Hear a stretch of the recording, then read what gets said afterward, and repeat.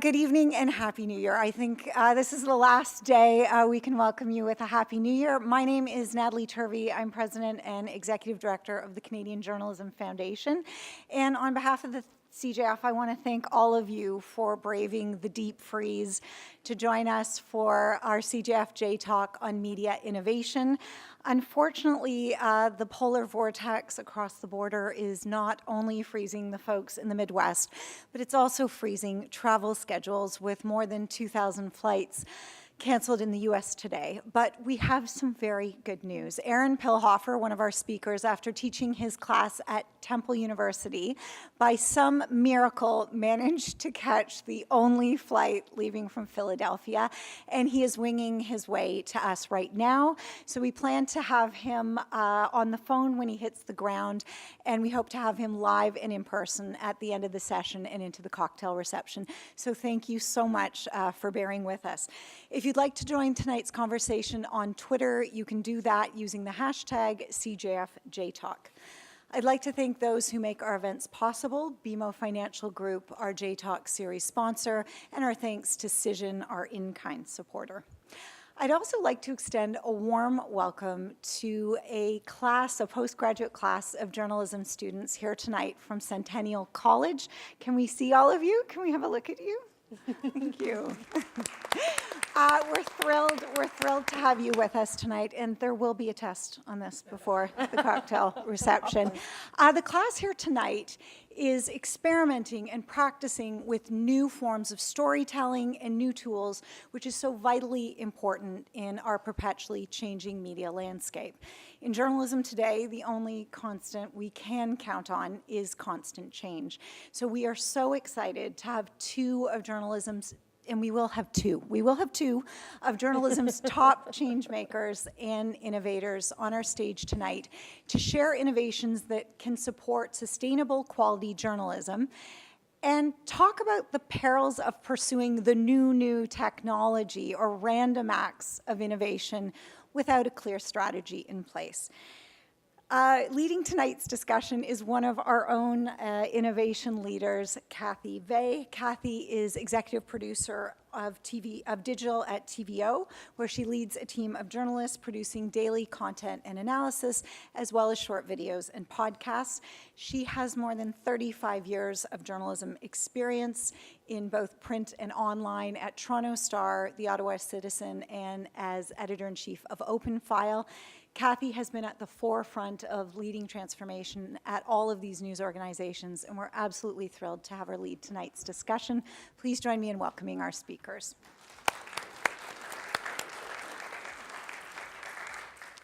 Thank you, everyone.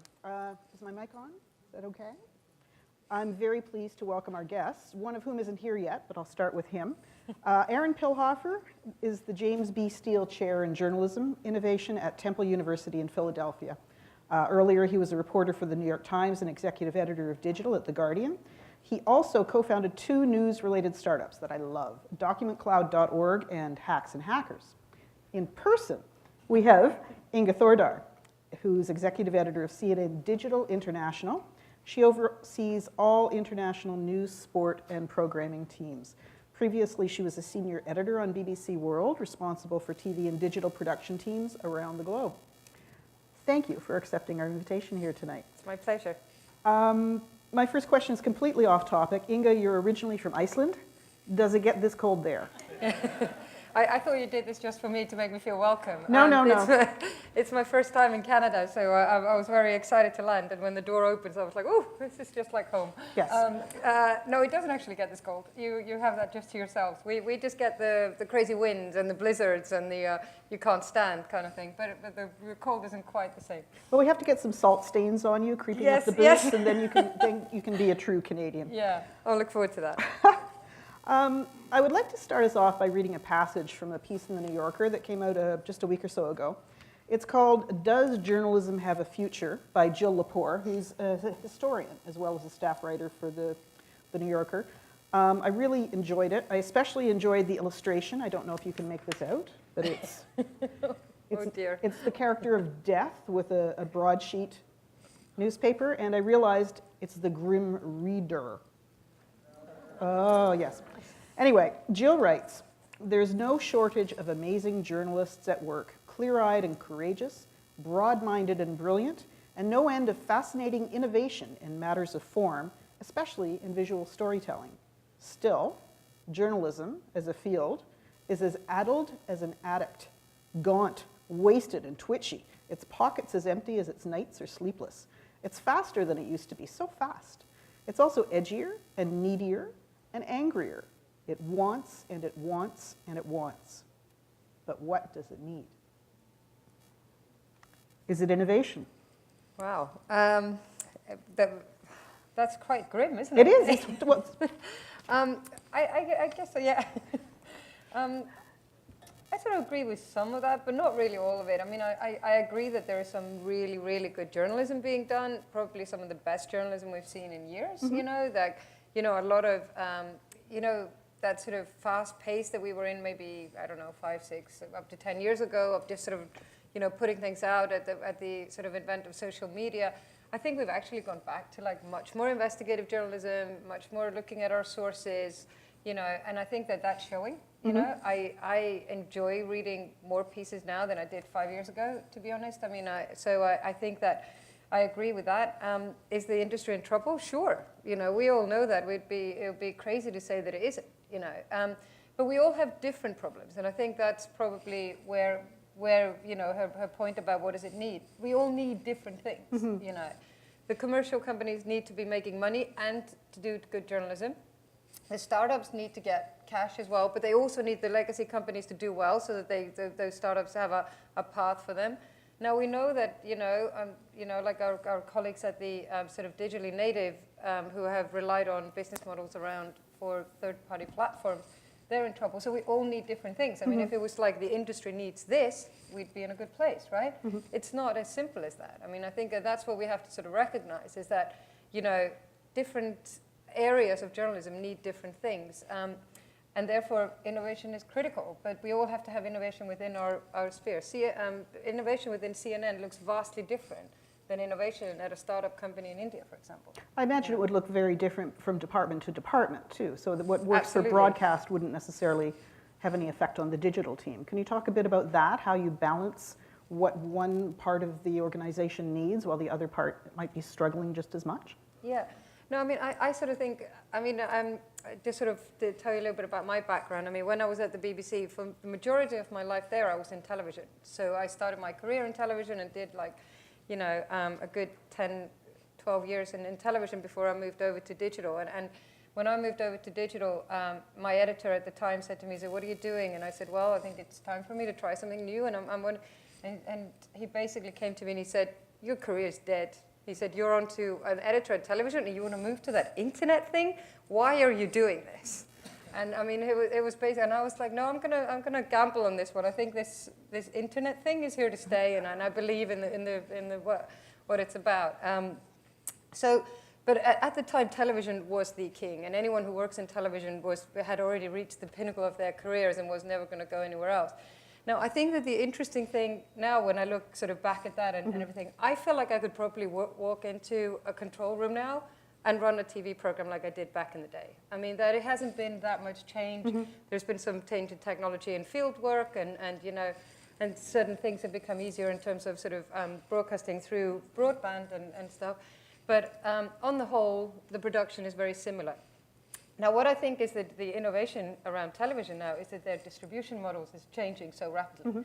And we're heading into a world of OTT. You know, we've seen that already happening in the entertainment industry.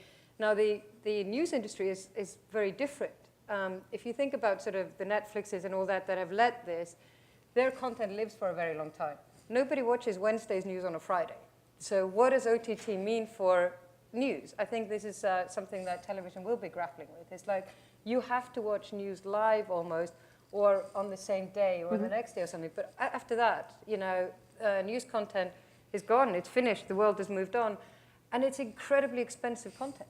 Producing news on television is very expensive. So I think that the disruption that's coming there is how do you distribute this very expensive content with such a short lifespan. So I think that, you know, I believe, I would have thought that most companies are grappling with that. That's certainly a discussion within CNN. We've seen a lot more effort around CNN Go. Obviously, now that we are owned by Warner Media and owned by AT&T, that's another sort of conversation about how do mobiles come into this. And so I think that that's where the innovation is going to come through. I mean, what does that world look like? And also for television, the direct-to-consumer concept is new because they have always gone through second, even third parties to get to the consumer. Whereas for those of us on the digital side, well, that's just our job, right? I mean, we are always in direct contact with our consumers and our readers. So innovation there, I think, will come more in the forms of, you know, understanding those people better, using data more smartly, having a sort of a deeper relationship with them. Up until now, it's been very sort of quantitative data. I think that now we'll have to start understanding better what kind of content to serve them. And I think distribution will also become an important part for us. This is no longer just, I'm going to put this on the website and cross my fingers. It isn't that simple anymore. And obviously, you know, I mean, Natalie sort of touched on it, but storytelling. So I'm really delighted that these students are here, and I would love to hear what you're doing. But I think that, you know, that's changing all the time, what kind of concept they are, people are looking for, and how. So I don't think necessarily it's about spreading yourself thin. I think it's having a deeper understanding of things. And figuring out how to measure not just consumption, but the way people have engaged with your content. So, I mean, we all know about hate clicks or hate reads, but if someone is satisfied by what they've consumed, what journalism you've produced, how do you quantify that? It's next to impossible. I would love to be able to know, well, did this program we produce answer questions? Did it inspire someone to go on and look further into something? I work for a public broadcaster, and our current affairs flagship is called The Agenda. I guess 2 years ago now, we started putting it on Twitter Live and Facebook every night, so that, I mean, talk about disintermediation, we've got another intermediary now, but now we can reach people on the streetcar, on the cruise ship, on vacation in Florida. They can still watch this very Ontario-centric show, but when they feel like it. Yeah. I had a very similar experience, by the way, when I left the Toronto Star about 10 years ago. A senior editor there said, "Oh, so you're giving up on newspapers? You're going to a digital startup, is it? Well, you come back when you've saved journalism and let us know how that went." It's like, oh, geez, that's not what we were doing. We were experimenting. We were trying something, and as it happened, it didn't work out. We didn't save journalism, but my motto has always been, if you can't be a good example, be a horrible warning. Yeah, that's fair. So there were lessons learned. We went on, and I'm proud of that time. Yeah. But last week was a particularly ugly one for jobs being lost, and there were hundreds of jobs just vaporized at BuzzFeed bureaus around the world. There was a similar bloodletting at Huffington Post and other Verizon properties. A couple of years, well, 4 or 5 years ago when I was teaching, I think most of my students would have given up a kidney in order to get a job at BuzzFeed. It was considered a dream position. It was a bright, shiny place. They were doing exciting things. They were breaking the rules and experimenting. But then what's happened, in your view? Wow. So, I mean, I think a few things have happened. First of all, I really want to say that I think I agree. I think that BuzzFeed was doing very interesting things. I know that they had sort of certain reputation, but if you look at the journalism they were doing, for example, out of the UK, where I'm based, I mean, it was very smart. They were, you know, investigative journalists. They had very good sourcing. They broke stories. So, you know, despite sort of some of the reputation they have of being fluffy, I felt that their teams were very good and very smart. Their news teams were fantastic. Yeah. So I'm actually, you're right. It's a very sad period for us in the industry. I mean, what happened? I mean, the obvious answer is that they relied on a third party for distribution of their content, and the monetization model. I think that's probably the sort of, it's a simplification of what went on there. And a lot of the digital startups relied on that. A lot of them were going after clicks that they relied on third party platforms for, and that's you know. It sounded, and it was for a long time, an incredibly profitable, good way of getting, you know, your content out there. Well, you know, the world changed, and you know, and with that changed people's behavior, and that's kind of what happened. So I think that, you know, yeah, if you want to simplify what happens, that's what it was. And I mean, also, I think there were a lot of these places, you know, if you know, Huffington Post, the BuzzFeed, the Mashable. I mean, there was a, I mean, I think Refinery 29 was another one.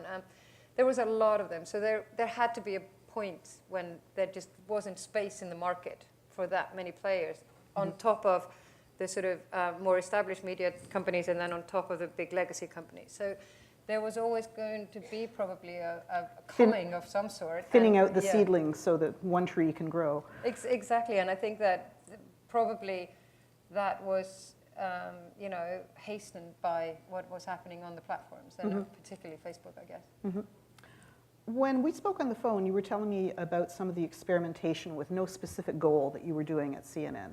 Yeah. Can you tell me a bit more about that? Some of the social media platforms that you were looking at? I mean, we have the luxury of being able to experiment in a few places.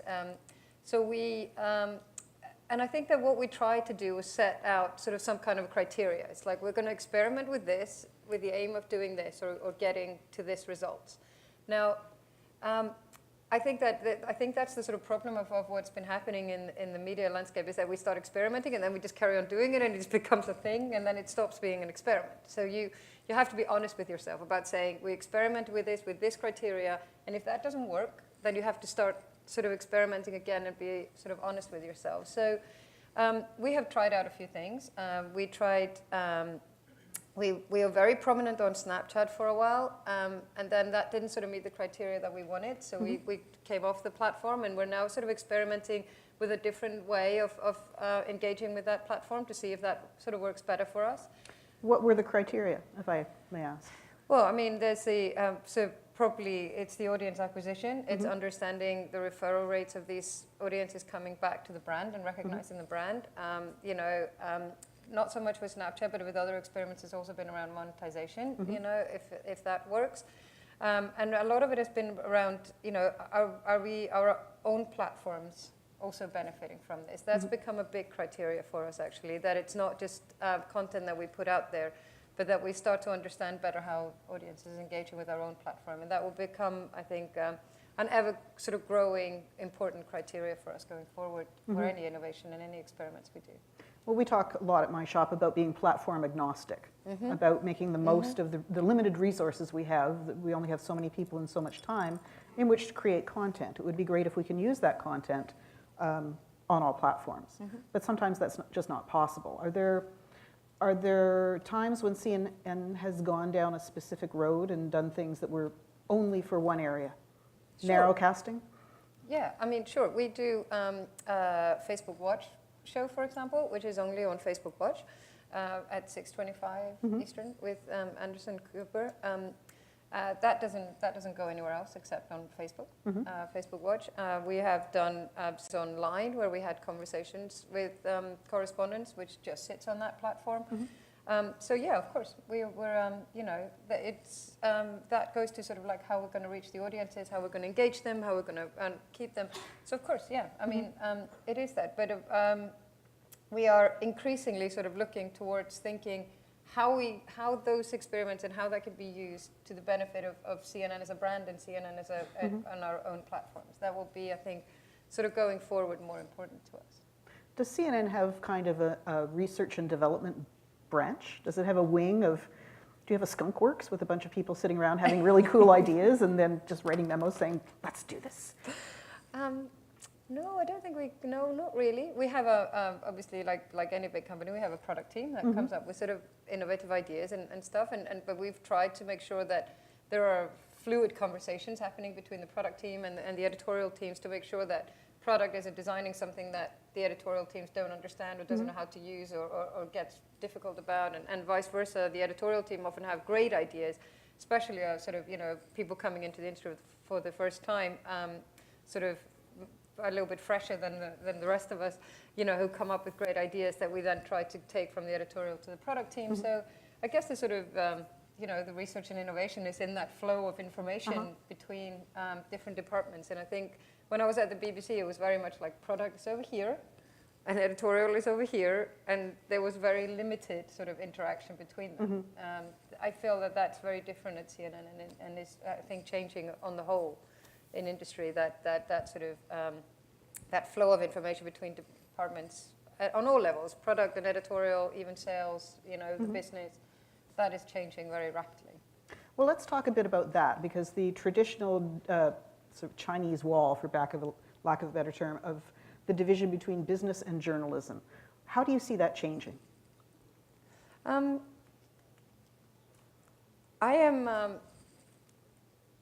a tricky one. So I don't think it's as, we shouldn't be as rigid about it as we have been, should I say. I think it's okay for those two, for individuals on those two things to speak. I mean, I've been on a panel with our head of sales, and and we were asked the question, how can you both sit up on that stage? You've got the editor, and then you've got the VP of sales. I mean, this is like, and I'm like, well, if I'm the editor and I don't understand the business and I don't understand where we're going, well, then I'm just working in some kind of isolation in a vacuum that is not good for me, I think. And for him, he sat there and he said, we should try everything and innovate everything. And I'm like, no, steady on. I've got a certain amount of resources, and there are limitations to what we want to do for whatever reason. So we have to have these, be able to have that sort of conversation. Now, would I want my team to be in constant contact with the sales team? Absolutely not. That I think is a different sort of category. I mean, the sales team shouldn't be calling up, writers or producers and saying, oh, hey, can you give me an idea for how we can do this, or an idea? That I don't think so. But at the sort of, at a certain level of the organization, I think it's healthy that, that those conversations are being had. And journalism is all about creativity. It's all about innovation. It's all about, trying different ways. And so using those brains for the industry and the good of the industry is not a bad thing in my view. So I guess I'm much more open to those walls coming down. Well, especially as the business model is going kablooey. The ideas have to come from somewhere. So are the product managers embedded with the editorial teams at CNN, or are they down the hall? Well, we're a global team, so we're all over the place. So we have product teams in London, we've got product teams in Atlanta, we've got product teams in New York. So, we are, they sit in various places. So it's not like one newsroom where everyone's sort of together. But speaking sort of on the London office that I know the best, it's a very fluid relationship. The designer and developer are quite close to the editorial team. We've also got developers who work on more sort of longer term projects who might sit outside the newsroom. But we consider them very much part of the sort of editorial team, especially the ones that work on editorial, not product design, but actual editorial design. I think, and when Aron gets on the phone, he will probably tell you how it was at the Guardian, where they very much tried to do that kind of experiment. My product manager is sitting in the audience. You hear this, Christian? What does he think? He's on a different floor. I'd love to have him closer. Would you want to be on the same floor? Depends on the day. That was a very honest answer. It was. He's an honest man. So speaking of honesty, one of the other crises that journalism is facing, as we all know, is the crisis of trust. The Edelman Trust Barometer that came out this month. Is Teresa here? No, Teresa's not here tonight. It found that 73% of people surveyed globally worry about false information or fake news being weaponized or used for ill means. At the same time, nearly 2/3 of those surveyed in Canada and the US considered traditional media and search a reliable source of news. Now, the figure for social media is only half that, at 34%. Do you think that innovation is having any effect on trust or the way we perceive the validity of the journalism we're receiving? Because news is coming at us from everywhere now. Yeah. So I think that comes a little bit, and stealing Aron's point here a little bit, and he can then elaborate when it comes back. But it's, what do we consider to be innovation? Is innovation just doing a shiny thing that is amazing, and everyone looks at it and think, oh, wow, look at what they've done on Snapchat, or look at what they've done over here, or whatever.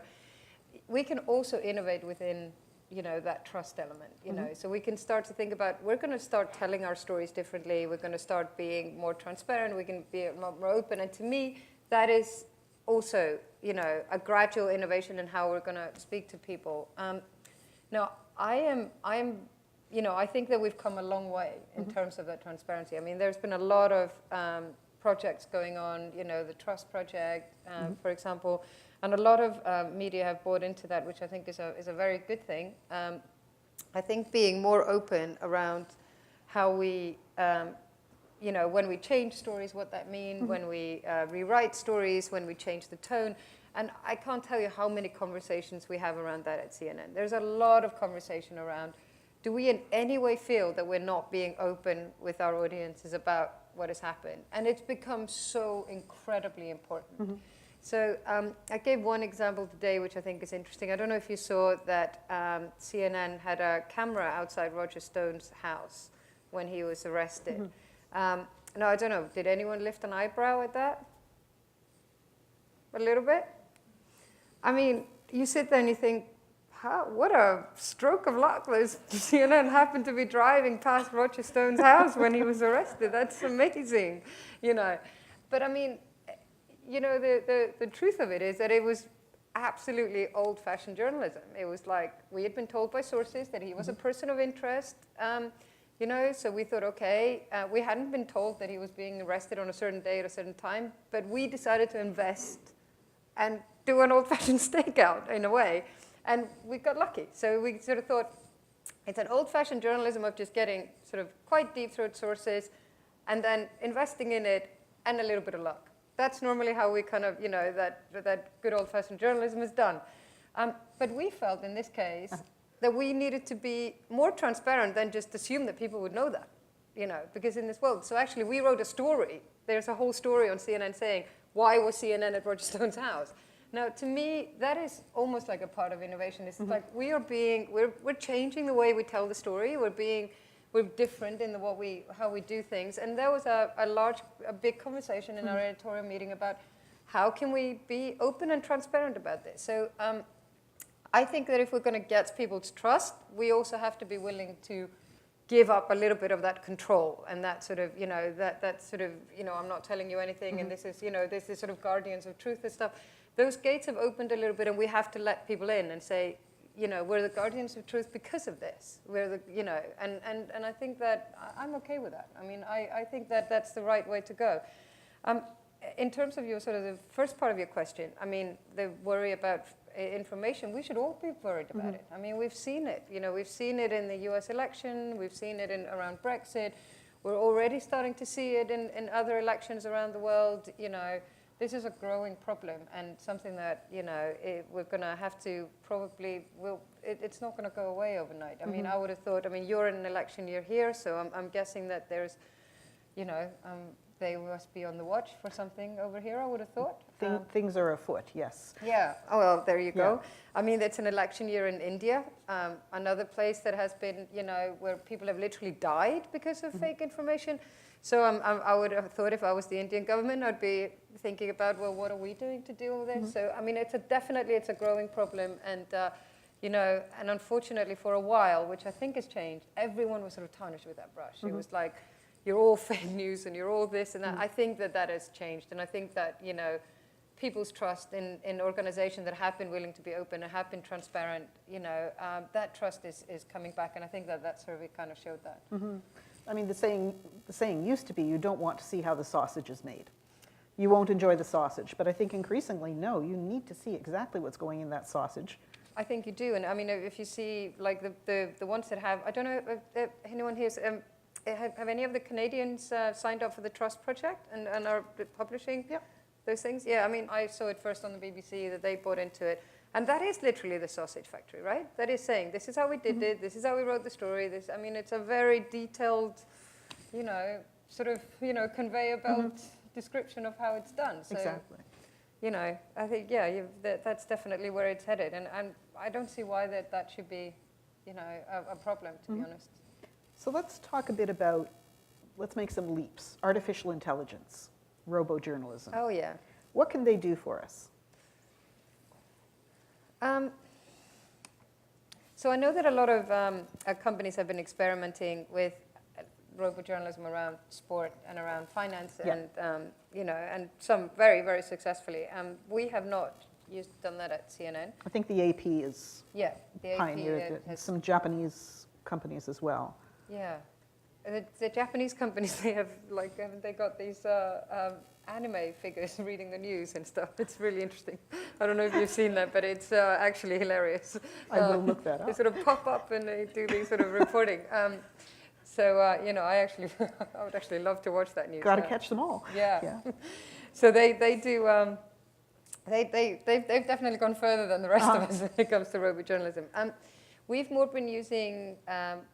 If you look at AI, we haven't been doing robo journalism. We haven't been letting robots write our stories like some have. I mean, I know it's not just AP. I think it's quite a few organizations have started using that, and some very successfully. For certain things. Yeah, mainly for sport and business, high school I think. sports. Yeah. Campus sports.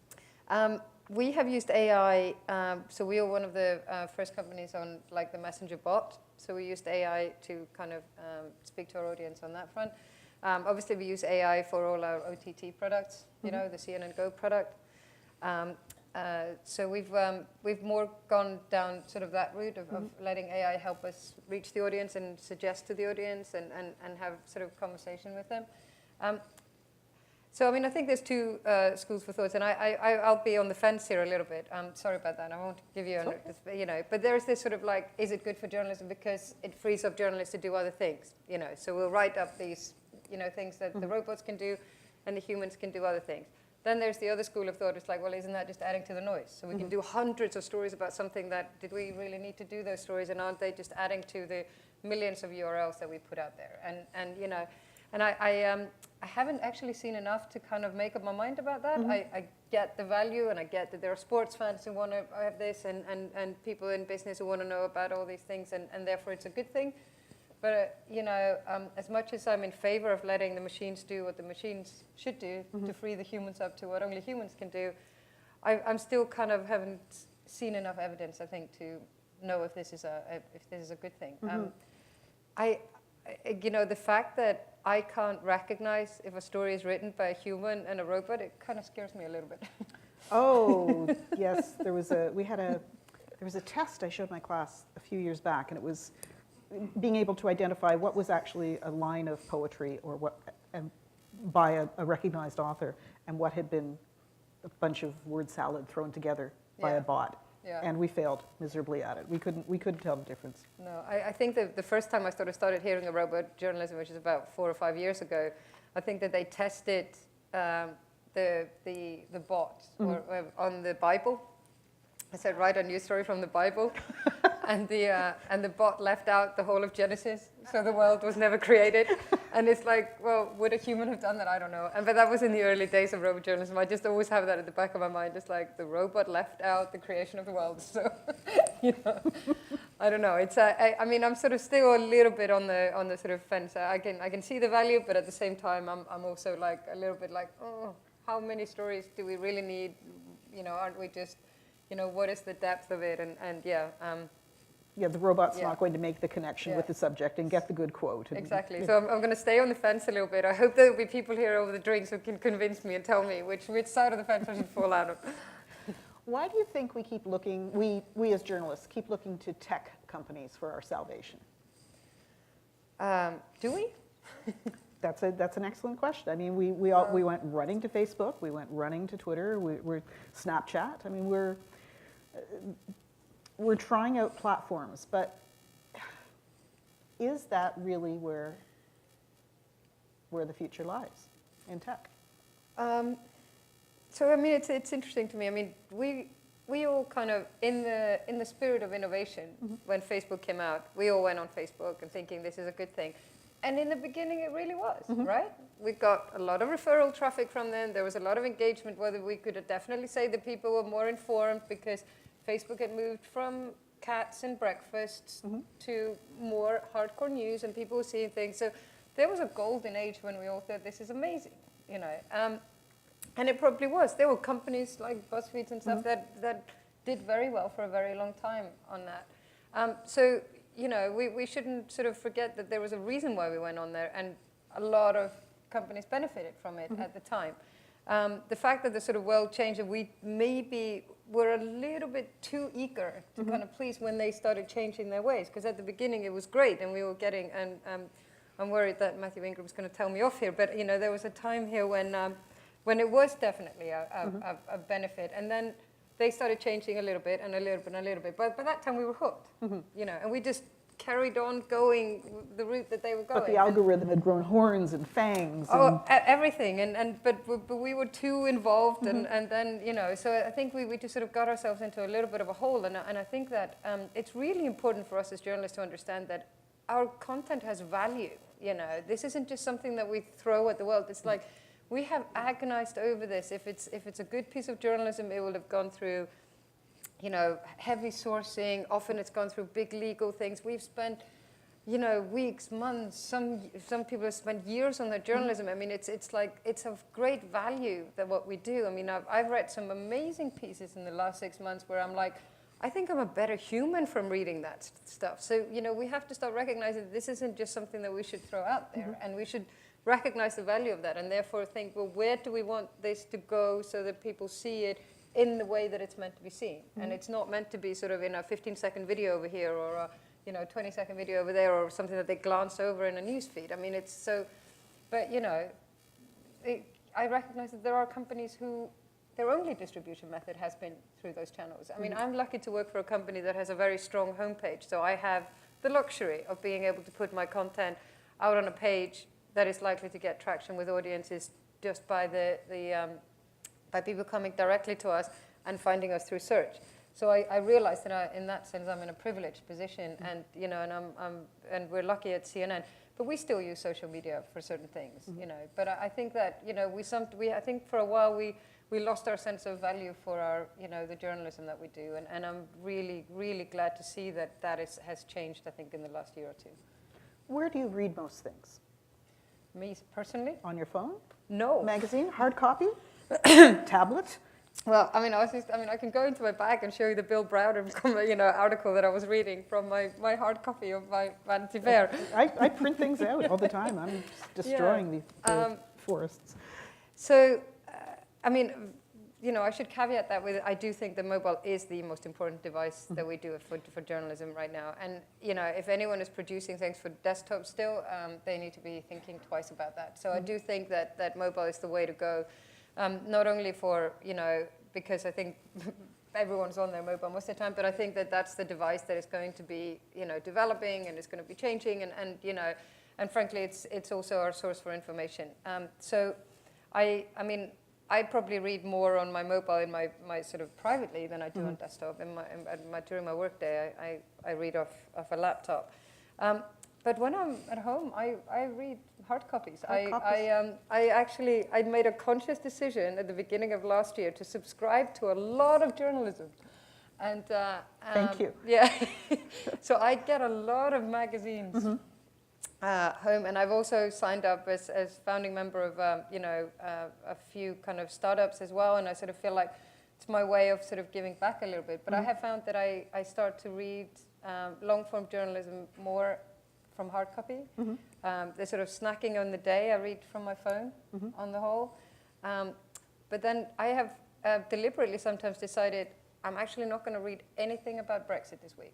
And I live in the UK. This is an amazing, I mean, when I've managed to do that, I feel like I've done well. And then on Friday, The Economist comes out, and then I'll read that, you know. And I do it deliberately so that don't have preconceived ideas of what happened. And it's really interesting what a different perspective it can give you. If you're snacking on it all day, every day, you know, you have a very different sort of perception of the journalism than when you read sort of long form at the end of the week. Well, you have the incremental developments that you're seizing on. It's like, oh, this has happened, but now this has happened. There's no context. Whereas if you read it sort of at the end of the week, it will have filtered out everything that you didn't really need to know, and it just takes in what you needed to know. So it's like the old sort of Sunday paper thing. It's like you don't do anything during the week, and then you read the old Sunday paper. And it is quite interesting to do that. But I think what has been the most sort of revelatory about me recently, and I did go out for a dinner with a friend yesterday where I told him this, and this is to my shame, really. But Apple News is one of those things that has come up, and I know that we're all sort of thinking about how we engage with Apple News. And it's been really interesting to me that reading Apple News, I've learned things about myself and my own behavior, and it wasn't great. I was sort of finding myself reading The Sun, and I'm thinking, why am I reading this? I have literally no interest in this, but it sort of sucked me in somehow because it was right there in front of me.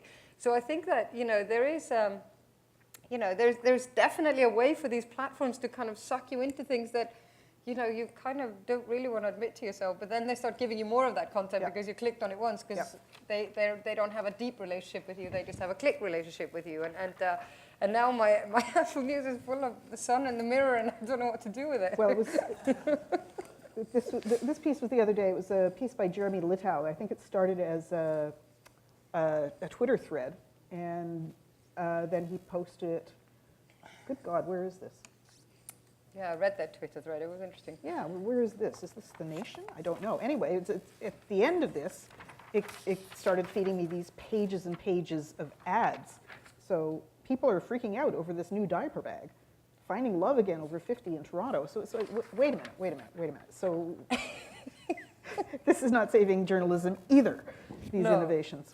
But I mean, speaking of sort of strange advertising, I always love reading local journalism when I come to places, and I'd never been to Canada before, so I've sort of made the effort of wanting to read more. I mean, I read the Globe and Mail actually, and I have that downloaded on my phone, so I get the alerts for that. But I probably don't read a lot of other sort of Canadian journalism. But I've been watching. I had the great pleasure of visiting Global News today, which was fun. So I watched them a little bit this morning, and then it was interesting to me that one of the things that came up, and I don't know if this is strictly Canadian, but it made me sort of take a back seat a little bit, was in a sort of traffic report and a weather report. Apparently there was a big crash on the 401 and 427, in case you didn't know this morning. And they did a sort of a big, sort of fairly big segment on it.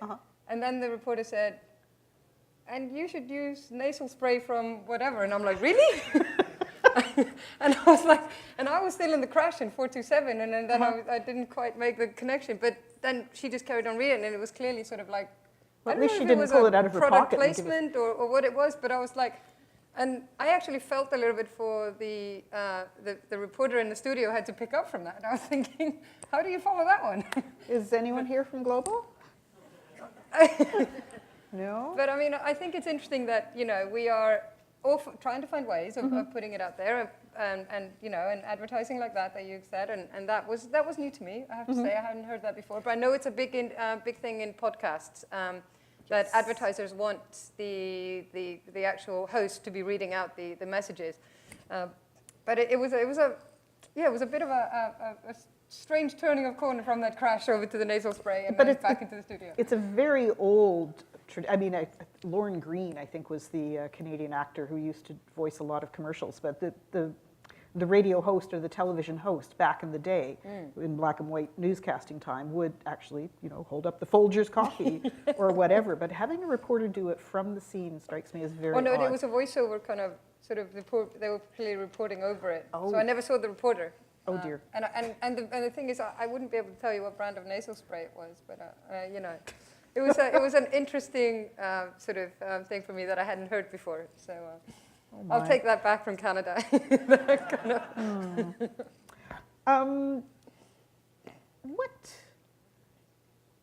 You mentioned something a little while ago about the bots, the messenger bots at CNN. Can you tell us a bit more about what's involved in getting them up and running? So that was so when Facebook sort of launched messenger bots, which is about, I want to say 3 or 4 years ago, something like that.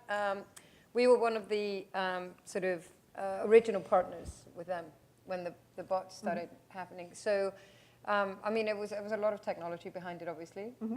And then there was, we gave people sort of a choice of like a few stories, so you could actually converse with the bot, but obviously it was in a fairly protected environment. It wasn't sort of like that you could ask anything. It was sort of, you were given a choice of what questions to ask. I mean, I think on the whole, we saw it as an interesting interaction with our audience. But like with anything, I think we struggled a little bit with data. You know, getting data out of the platforms has always been a challenge, I think, for publishers and remains a challenge for us. So, you know, I think that we kind of, at the time, it was one of those things that we thought was worth doing, and it probably was because it gave us a sort of a, you know, sometimes, you know, I think for a legacy organization to do something that is that innovative and has not been done before is also just good for us to kind of understand how our journalism and the kind of journalism that we do can travel on these platforms. So we learned a lot from that. It's like with the Snapchat experiment, we learned a lot about mobile production because I think Snapchat is probably at the forefront of understanding vertical production. And so we came away with that with a lot of learning points about how we storytell on mobiles. So with everything, you can learn a little bit more about how you can innovate. But I think that, you know, so we were there. On the whole, it was a very positive thing for us. When you look out at the landscape now, what innovations do you see out there that make you deeply jealous and wish you had wish you had brought them to CNN? I can still bring them to CNN, can't I? Yeah, you still. Not first, but better. Yeah. I think a lot of the, you know, most of the things I'm jealous about now is around mobile production. I think a lot of companies are doing very smart things around swiping left, swiping, you know, using the functionality of the phone to tell the stories. We are still very sort of linear in the way that we sort of scroll up and down. You know, you'll have seen, and a lot of these are not news companies. They might be entertainment companies. When you do the stories and you start scrolling, and then suddenly it starts scrolling to the right to show you pictures or something.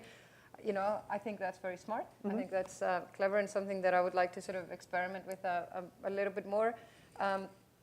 So I'm, you know, I think there's sort of freedom to do that. I am deeply jealous of most companies' CMS because ours is very cumbersome and difficult. I know it's not a very sexy thing to talk about, but you know, I am. It is the most journalistic thing ever to yeah, be. I know. So I am deeply jealous of the Washington Post and ARC and OFAN at the Guardian. Yeah, I'm glad I got that in before Aron arrived, actually. In my printout here is I've actually got a story about CMSs. This is the sort of stuff I read. I mean, I do think that I mean, the world of distribution has become more complicated, so the CMS has become so important, and every time it's, we don't have a web-based CMS, so, you know, I'm very jealous of anyone who has that, mainly because of the complications of our distribution. Yeah, can I also talk about what I'm excited about in our future? Please.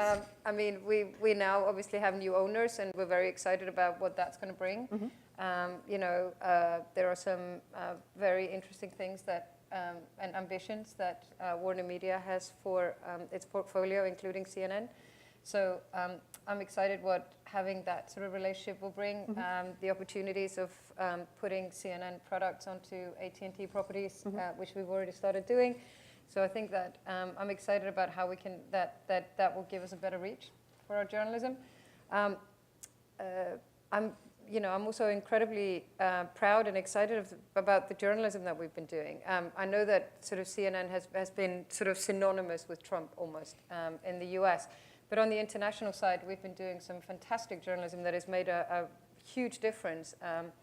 Anything from, you know, getting a woman off death row in Sudan, and she's now about to be released from prison, which is brilliant news about laws being changed around gender inequality in Malawi, about everything we did around the sales of the human slaves and the auctions of people. So I'm incredibly proud of that. So, and with all of those, we try to let the story lead the templates that we use. And you know, that's something that I want to continue doing. We have been, you know, given a lot of goodwill and freedom from our editors to kind of just carry on doing. So I'm excited to take that to the next level. And hopefully, you know, use some of those innovations that I see elsewhere and see which one of them fit for CNN. Because I do think that that's important, is that you have to understand, you know, what is useful for the kind of journalism that you do and the kind of journalism you want to do. You know, what kind of innovations are useful for that? Going on to everything without actually having a thought about I'm going at this because of this, or I believe that this will do this for me, that's just throwing spaghetti at the wall. And I just don't think we're in a world anymore where we can afford to do that. Not even big companies like CNN, you know. So I wanted to be much more intentional, much more purposeful. You know, apart from the CMS, I just want that changed. How big is your team? Globally, so I run just the international teams who are mainly based outside the US. There's about 50 of us, something like that. And if one of them had a brilliant idea, how easy would it be for that idea to flow upward and make a difference? I think pretty easy. I think that on the whole, the company responds well to that. You know, we are, you know, we have become probably more stringent in terms of testing our sources and in the sort of checks and balances around journalism. And then obviously we have to pick where our resources go. So, you know, if 15 people have an amazing idea, we probably might not be able to do them all at once. So we'll try to stagger them in and do them in a mindful and smart way and prioritize those. But I don't know about many great ideas that we haven't been able to, in some shape or form, do. And so it flows up quite easily, I would say. And I think certainly on my team, they would feel like they have, you know, full freedom to come up with ideas. And I see it very much as my job to move obstacles out of the way of brilliant people and brilliant journalists who want to do good things. So, you know, if that gets me into trouble every now and then, I think that's okay in the industry, in the spirit of doing good work. But I think that, you know, yeah, journalists on the whole are incredibly smart people. It's an incredibly exciting environment to work in. So, you know, I want those information to flow. And I also really enjoy speaking to people from other areas, you know. I mean, not just my own team, but, you know, everyone in here and people everywhere. I mean, the more we kind of collate and share ideas and speak to each other, I think the better our product will be. I've just been advised that Aron is on the line. Hello, Aron. Hey, how are you? I'm very pleased to meet you, disembodied voice. Yeah, ridiculous. So Aron is staying at Pearson Airport to do this call, which is probably wiser than getting on the 427 at this point, but we hope to see you soon. Aron, Inga and I have been having a lovely, far-ranging conversation about all sorts of things, and I could just ask you those questions again. But I think what I'm going to do is pull one out about the wave of layoffs in the States last week. We talked, well, with BuzzFeed, it was around the world. But there was also a wave of layoffs at Gannett, and I know that you used to work at that chain. When I hear these announcements, I think, how is there anything left to cut at these poor newspapers? Is there a danger that these stripped-down properties won't have the juice or the energy left to innovate? Oh, yeah, absolutely. And, you know, when I worked at Gannett, and I worked at, you know, this was 15 years ago, Gannett was then known as probably one of the thriftiest newspaper chains going. So I can't even imagine what's left to cut. And this has become, finally, I think, a real wake-up call for people around the country. I mean, those of us who've been watching this, you know, slowly happening over the years, these gradual cuts, and then boom, you suddenly see this conflagration of cuts at BuzzFeed and HuffPo and Gannett and elsewhere. And I think it's really, started to get people to understand the scale and scope of the crisis, particularly at the local and regional level. So, when we're talking about smaller outlets like this, what do you see happening? I mean, continuing shrinking to irrelevance, unfortunately, unless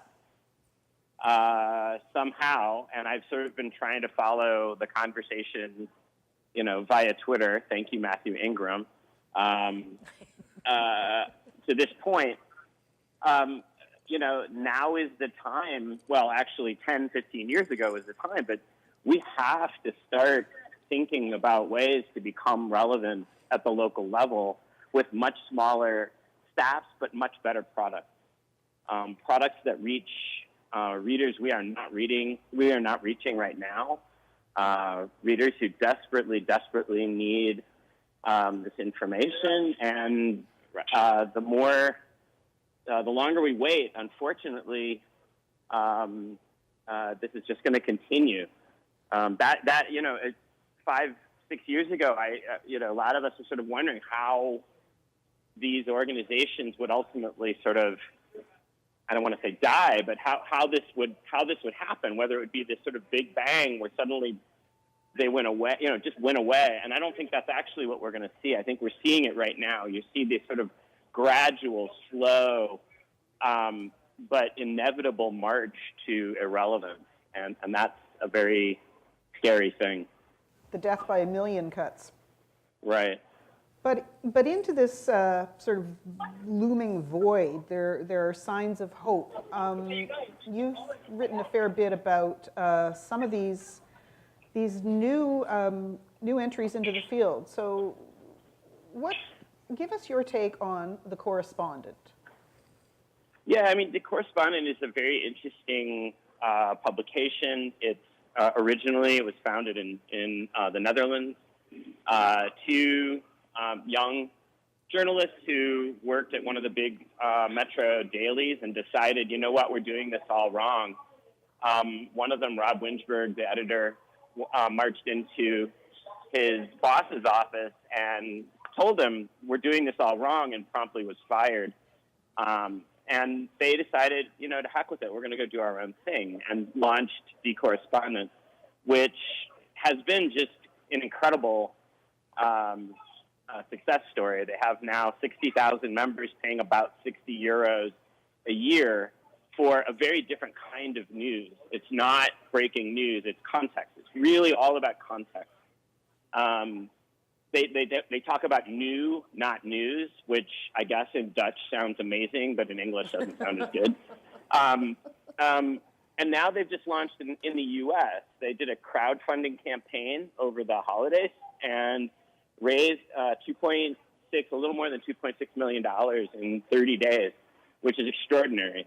And, that is a success story. But there's also success stories like MinPost, which has been operating in my hometown, Minneapolis, Minnesota, now for almost 10 years.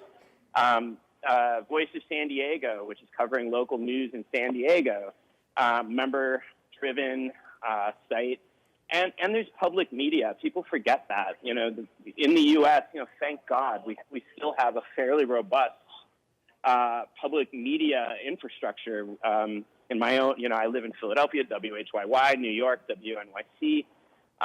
To some degree, that is probably the institution. Those are the kinds of institutions I think we have to look to for to see what's going to happen in the future. The public media representative on this panel thanks you for that thought. Yeah. Here in Canada, we had a new organization unveiled itself last week, Canadian Journalism Innovators.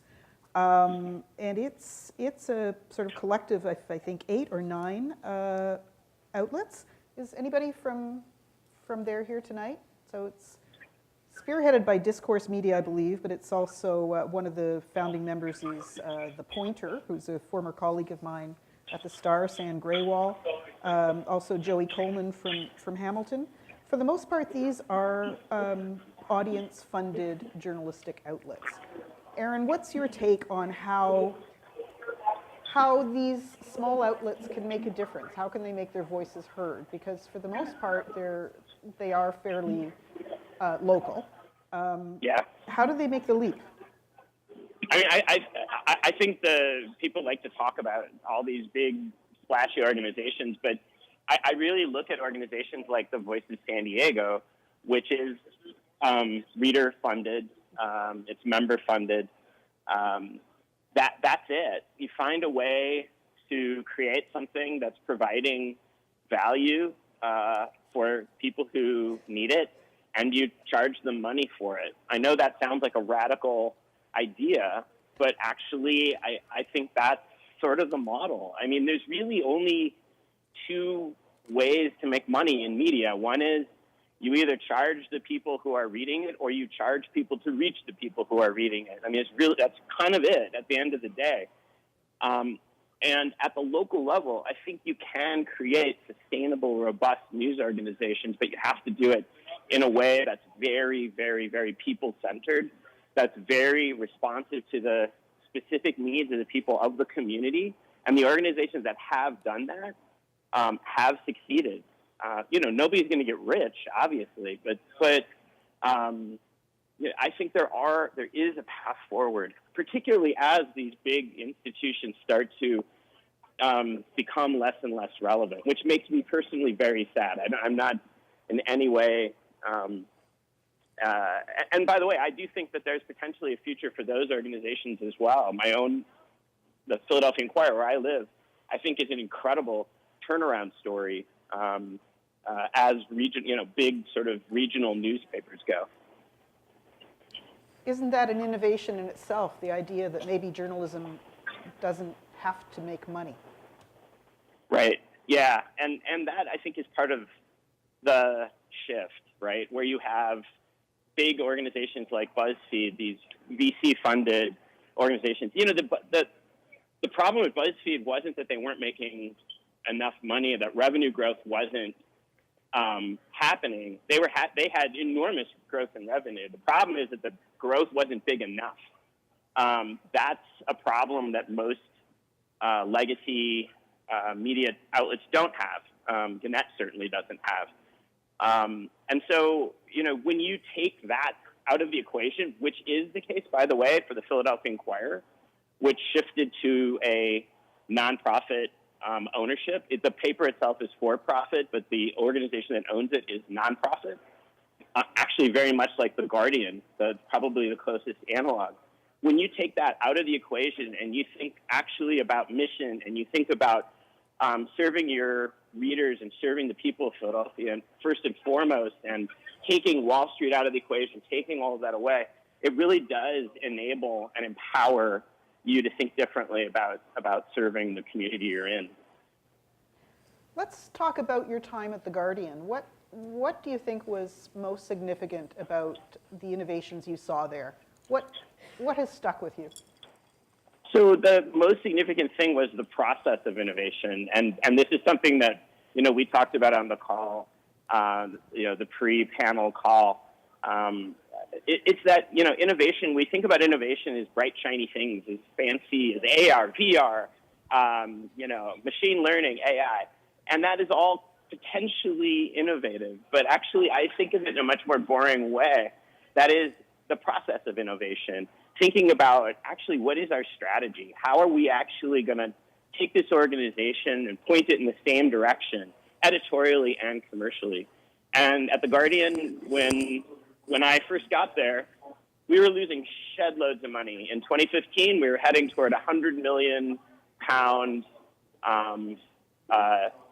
gap in our budget on £215 million of total revenue, which is terrifying for an organization like The Guardian. That gave us about 5 or 6 years of operating before we were basically out of business. And there is nothing like a situation like that to sort of marshal everyone together and to really, kick people into thinking strategically and tactically about how we're going to solve it. So what we did was we sat in a room and said, okay, well, what's our strategy? Right now, we don't really have one. And that's how the membership plan, which Alan Rusbridger had launched 2 years earlier, that's how we settled on membership as the thing that we were going, that's the direction we were all going to go in. And that had an enormous impact across the organization, editorially, commercially. It has transformed the organization. And this year, The Guardian, amazingly, is still on target to break even, which is, to be honest, kind of a minor miracle. Before you joined the call, Aron, I asked Inga what innovations out there made her the most jealous, what she admires, what she'd like to steal for herself. I know you're teaching now, you're not doing what you were, but what catches your eye? What is not the bright, shiny thing, but the sort of the big movement that you think will change or could change the way journalism is evolving? Sort of a flavor of what I was just talking about, going back to this idea of a process and culture and practice of innovation. Quartz, the organization, Quartz, I think is not unique, but pretty darn close in the media space for having a completely thought through, well-articulated, well-understood strategy and the tactical resources to execute on that strategy. And it starts at the top and it goes all the way through the organization. You know, you look back a few years ago, they launched a news app that looked like a chat app, and people kind of made fun of it, and they thought, ha, ha, ha, this is ridiculous. Lots of other people did not make fun of it. And, you know, flash forward a few years, and here machine learning and AI have become core to their strategy. That app was just sort of the tip of the spear of a much bigger strategic decision they had made. And now they have they have a bot studio, and that bot studio has become a revenue center for them. And I just watch what they do and how they do it, and how they sort of reinvent themselves in such an unspectacular way and almost a mundane fashion. And I am jealous of that. The things that are so hard to do in most news organizations, silly things like getting product people and editorial people to sit down and talk to one another like peers, that silly thing, Quartz, that's just, we call that, you know, they call that Tuesday at Quartz. So, you know, that's what I'm jealous of. That's wonderful. I think what I'd like to do now is open it up to questions. If anybody would like to step up, please use the microphone provided for the benefit of everyone in the audience and for our live stream viewers. Please tell us your name and affiliation. And most important, please ensure that your questions are actually in the form of a question. And I'll remind you, that's not a lengthy statement with a rising inflection in your voice at the end.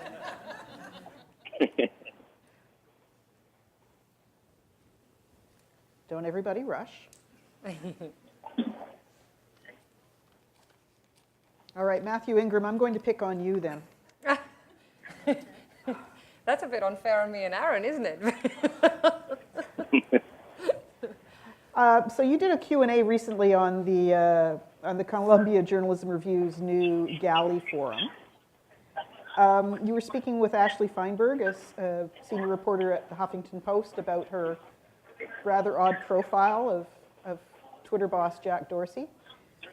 And during that conversation, you mentioned how these social media titans like Jack and like Mark Zuckerberg talked a lot about how they wanted to change the health and of their conversations and the content that was on their platforms, and then they just sit back and watch the flames. Do you think that the bad content is driving engagement now and we've gone too far? That's hard to say. I mean, I do think bad content does drive engagement. It's Regardless? like car crashes drive engagement. You know, people love to stop and look at burning cars and garbage fires and so on, and Twitter certainly benefits from that. It's fun to watch a Twitter fight. It's fun to watch, you know, celebrities fail on Twitter. So it feels like that is a big part of how Twitter gets its engagement. And I think, you know, for all their talk about wanting to clean up or make discussion healthier, I mean, at the end of the day, it's a commercial company. It needs to make money and needs to keep people on the platform pulling down to refresh and click, and you know, bad content does that just as well as good content. So why I've called on you is because of Galley, this I think it's an innovation that the CJR is behind. Could you tell us a bit about why you're behind? Why? So just so everybody knows, the Columbia Journalism Review was approached by a couple of guys who started this thing called Galley. I actually remember it when they launched it, and I thought, oh, that's interesting, and then I just never really thought about it again. So they came to us and said, would you like to make it part of what CJR does? And it's basically just a discussion tool. There's nothing that fancy to it.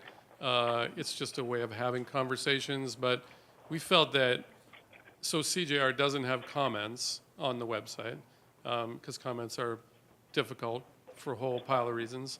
Same reasons Twitter is difficult. So there was no way to sort of interact with people other than, say, Twitter or Facebook. And we wanted something that was sort of our own, but where we could have a more structured and kind of less trash fire type of conversation. And so Galley's designed to have smaller conversations, not thousands of people trying to make themselves heard, or, you know, it's not designed to get the largest amount of interaction possible. It's just designed to try and have intelligent conversations about complex topics without it turning into a sort of Twitter frenzy. And I mean, it's still early. We literally just launched it. But so far I've been pleasantly surprised. I think people are looking for places to do that, to have deeper conversations, you know, when they've sort of gotten fed up with what's happening on Twitter. So I guess we'll see. It's a really welcome innovation. I'd like to Thanks. see more experiments like that. If the audience doesn't have any questions for us, oh, I see some people, great.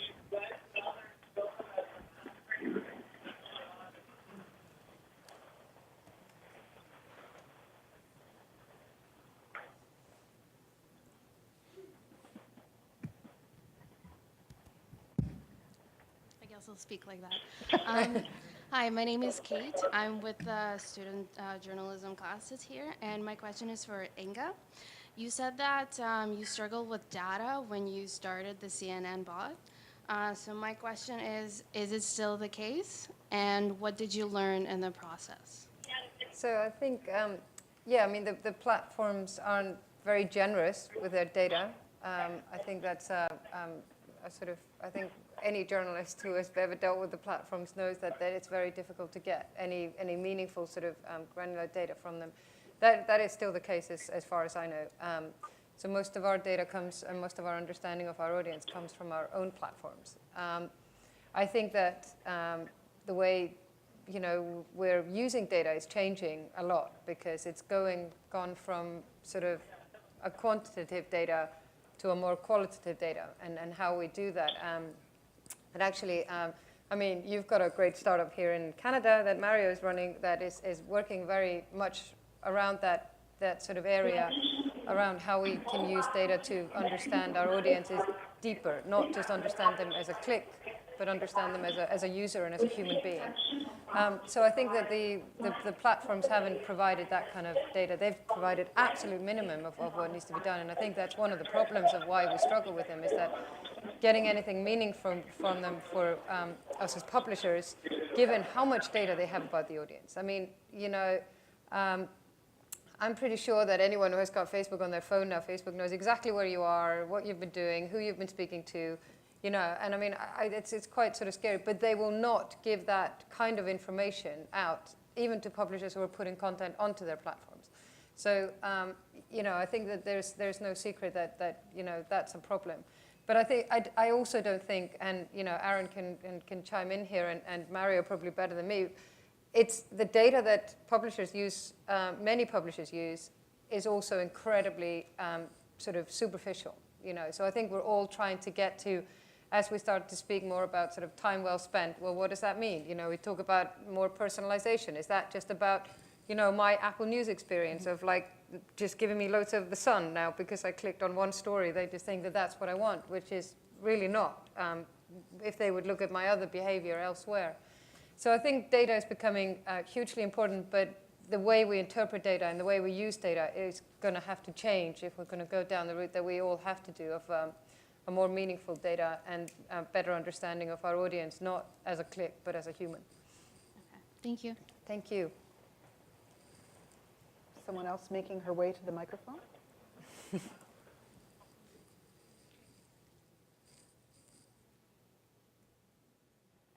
Could I toss in something really quick? Yeah? Yes. I mean, that was, as we shifted from a reach strategy to a conversion-based strategy at the Guardian, that was our biggest challenge. Exactly what, Inga was just saying. Is we had every tool in the building tuned to clicks, every single one of them. Here we were talking about, building a membership strategy one person at a time, and you look around the newsroom, and you've got every monitor there has got web views clicking like the debt clock in New York City, and you just realize that it's not just how do we use it, it's just that we have been, as an industry, we've gone down this road of scale and reach and turning around, heading the other direction toward conversions is a very, very difficult thing. And if you haven't read Alan Rusbridger's book yet, then please Yeah. read it, and that will tell you that reach doesn't necessarily result in what you were hoping it would get. So it's interesting. Sorry, thanks. Go ahead. Hi, my name is Margarita. I'm also part of this journalism cohort. And something that we're learning about is technologies like AR and VR and how we can use those to storytell. How do you see these technologies as either helping or hindering journalism, and have you and your teams used these technologies? I can start, and then Aron can come in. We have definitely done a lot of VR. We have won awards for our journalism around that. I think probably the most sort of two interesting innovations we did around VR was, one of them was around the solar eclipse as it traveled across the US, where we actually kind of had people could experience it as it went over. That was, it was pretty awesome actually. It was, and beautifully shot and very well done. And then the other thing that we did was that after the earthquake in Italy in 2016, we did actually a breaking news VR, which hadn't been done before. So we got, because it's a very, well, anyone who's done VR knows how complicated it is to shoot. So, getting it done that quickly to give people a sense of the devastation of the town after the earthquake so quickly after was something that we wanted to try, and we did, and it, the experience itself was very successful for those who had it, but at the time, obviously, VR hadn't sort of taken off. I think there are a lot of ethical questions around VR for journalism. I mean, do we want people to experience Syria in that sort of immersive fashion? I'm not. I think those are questions we have to ask ourselves. Around where does VR sit in the news world, and where doesn't it? I think AR is a different kind of story. I think that we have experimented with using AR around, for example, climate change, where it's giving you kind of sort of an overlay of what climate change could look at. We did that in our Greenland project, where we sort of, used a little bit of that sort of Pokemon feeling of superimposing, different things onto the Was that the high screen. water? No, we did. We put the Golden Gate Bridge around over the and the Statue of Liberty as well. So we're using AR to sort of show this is how the size of it, the scale of it, and so I think that there's opportunities for us around, greater opportunities I think around AR than there is around VR when it comes to news, on the whole. But I think there's a place for VR. It's just that it's a very different place to AR. At TVO, we had a documentary last year, I believe, called Much Too Young. And it was about the effect of having a parent with early onset Alzheimer's. So some of the subjects of this film were in their 20s, but they were caring for their parents as if their parents were a baby. There was a digital media sort of sidebar to this documentary that was done with VR. And it was exactly as you say. It put you in the bathroom with a young woman trying to brush her mother's teeth. And so it was shocking, it was confining. But the objective of video is always to take you to a place where you could not otherwise go. Yeah. And VR takes it that step further. It immerses you in it. So it was a very emotional experience. But it was troubling, and it was meant to be, because it was a documentary. And I mean, I know like Noni Taylor has done a lot around this, and she actually did do a bomb in Syria, and as a VR experience. And you know, I don't think it was I'm not, Aron, do you know about this one? I don't think it was a real one, but it was a simulation of what a bomb would be like in those areas. And it was... Yeah. Go ahead. No, that's right. And she, you know, you raised the ethical questions around VR, and we did a lot of VR at the Guardian. We actually launched the VR studio for a period of time, which I can talk about. But the one of the reasons we did do, so the original project we did was 6x9, which is a solitary confinement, where we put you in solitary confinement. And it's really the kind of story that you really could only tell through that medium, but it raises so many ethical issues. So you're designing a virtual space, but that has to be, this is also a piece of journalism, so it has to be based on something. And every single pixel in that project was reported out by Fran Panetta, who led the project, reported out with the rigor of the best investigative reporter on the planet. But it's hard to attribute you know, your sourcing in a VR project. If it's impossible, actually. So that is the problem, right? You wouldn't necessarily know that just looking at the Syria piece or at 6x9, and those are things you will only learn by doing it. So I'm actually kind of a VR defender, but I think the first question I would ask is, you know, why? What are you trying to accomplish? What are you trying to achieve? We did 6x9 as a pure R&D project. We just wanted to know what went into making a pure VR project. And then that led to a fairly significant sponsorship from Google, which we then used as seed money to launch the VR studio, which made about another half dozen kind of amazing projects. But, you know, the first question I would ask is, what are you trying to achieve? Are you telling a story that can only be told this way? That's a really good reason to do VR. Are you trying to do something, you're just trying to learn? That's another really good reason to do VR. But it should start from that very first question of, like, why? Thank you. Thank you. Hi, my name is Amara. I'm also a student with Centennial College. I have a question about trust in the media. So last semester, our class did a survey where we surveyed lots of people in East York about how much they trust the media, and we found that citizens over 55 had a higher percentage of trusting the media, whereas citizens between the ages of 18 and 35 had were more likely to not trust the media. So I was just wondering if there was any ideas in terms of how we can increase trust around citizens and the cohort who are more digitally focused in their news consumption. Aron, do you want to start with that one? Oh, man. This is like, Good call. yeah, this could be an entire panel, book, epic documentary. Yeah, so, I mean, you know, where to begin? The trust problem, which kind of became a big thing right around 2016 for reasons that I think we all know. This is nothing new. I mean, this goes back many, many years. It's just now that suddenly I think a lot of news organizations are sort of waking up to the problem. And, you know, there's an age, there's a differential by age. There's also a differential by ethnicity. I mean, you can go to parts of Philadelphia, where I'm from, that haven't seen a Philadelphia Inquirer reporter in 20 years, except when there's a fire or a shooting or when they come to write about a drug problem. And they will tell you what they think of the media in very blatant and often graphic terms. This is a big, big, big problem. And it isn't going to be solved by, you know, a thumbs up, thumbs down style sort of seal of approval. I think that strategy is ridiculous. I think it starts with kind of what we were talking about, with The Correspondent and Voice of San Diego and some of these organizations.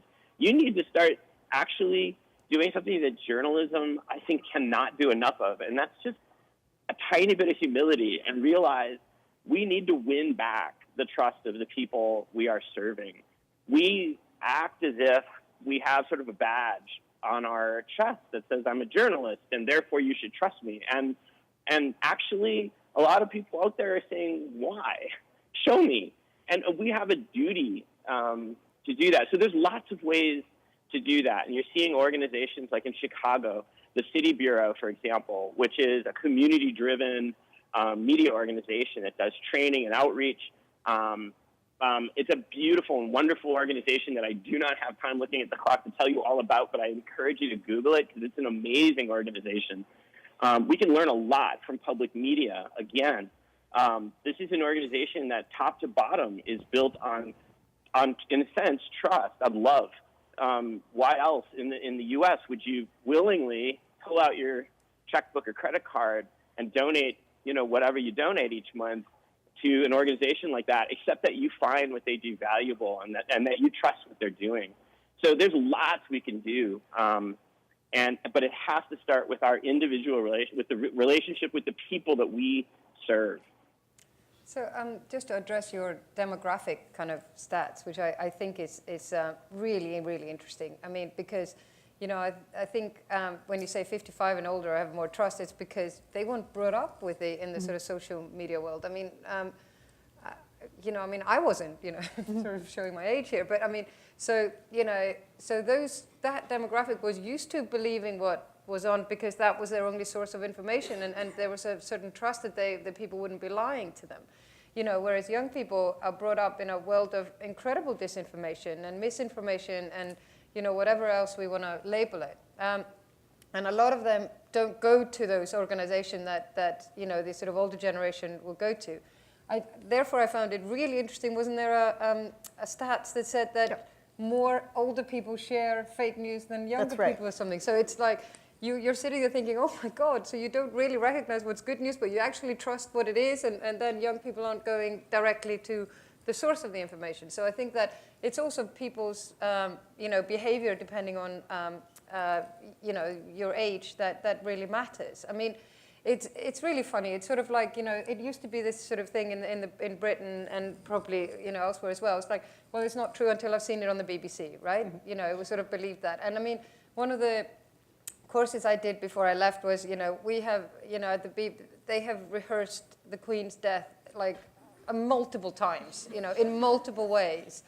And, and then when I went to one of those courses, they were saying, here's how it happens, And I sat there and I said, do you genuinely believe that the people around the world are going to find out about the Queen dying because they're sitting with their cup of tea in front of telly at 3 p.m.?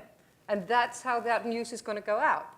And they were like, and I said, we have to be ready, that actually it's going to be all over the place, but people won't believe it until it's on the BBC. People won't say, they'll be seeing it everywhere and everything, but it won't be until one of those credible organizations in the UK around that, people will go to the BBC to find out, is this really true? Is it really true? And when the BBC says the Queen's dead, they're going to believe it. And that is something. We have to hold on that there is something around that still that is out there. And, and I think a lot of organizations still have that trust where you start hearing things, but then it's gone, And so, I think that it is a huge problem, but at the same time, there is hope that people have, an understanding that certain outlets will be the ones that will be telling them the truth and that they can trust it once it's there, So I'm going to add that on a positive note in that way. Go on, Aron. Just one last thing. And there are some very practical, pragmatic things that you can do as a news organization. For example, there's a project that's called the Trust Project, which is based out of California, and they have been doing a ton of research around what are things, what are signals of trust, what are things that news organizations can do. In some cases, simple things like, for example, a reporter bio. Tell the reader who this reporter is and what their expertise is. Simple things like that we don't do that can have a very strong and positive impact on whether people trust a piece of content. Another thing we could do, by the way, is take all the shit advertising, pardon my French, we have splattered all over our pages. How in the world do we think it's okay, or how are we surprised if people question the content in the middle when we put all of this nonsense around it? That is a massive problem as well. And we really have to start thinking hard about whether or not that mode of paying the bills is worth it. What are we actually sacrificing? Is it worth it to sacrifice the trust to get that money? No comment. Thank you. Thanks. I think it's time that we pass it over. I would encourage you to continue this discussion during our reception, which will begin very shortly. Thank you so much, Aron. I think you can... I can now leave the baggage claim? Is that what you're saying? Yes, you've Okay. enjoyed your time Okay, at Pearson, but All right, I'll see you shortly. don't hang up just yet. Okay. I'd like to thank Inga for starting this conversation tonight, and to the wonderful and tenacious Aron Pilhofer on the phone for making every effort possible to try and join us.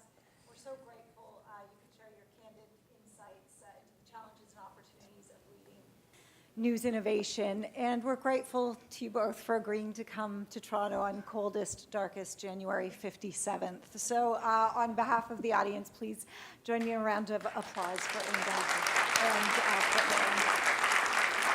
and our thanks to Kathy for leading tonight's discussion and for the work she put into making this one we can all benefit from. A round of applause for Kathy as well. Thank you.